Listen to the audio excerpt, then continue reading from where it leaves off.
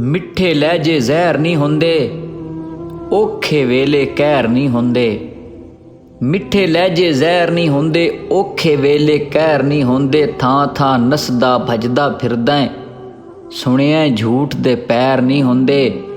ਪਹਿਲਾਂ ਪਹਿਲ ਤੇ ਇੰਜ ਲੱਗਦਾ ਸੀ, ਵੀਰਾਂ ਦੇ ਵਿੱਚ ਵੈਰ ਨਹੀਂ ਹੁੰਦੇ। ਜੱਗ ਦੀ ਕਿਸੇ ਅਦਾਲਤ ਦੇ ਵਿੱਚ, ਜੱਗ ਦੀ ਕਿਸੇ ਅਦਾਲਤ ਦੇ ਵਿੱਚ ਇਸ਼ਕ ਦੇ ਪਰਚੇ ਦਾਇਰ ਨਹੀਂ ਹੁੰਦੇ।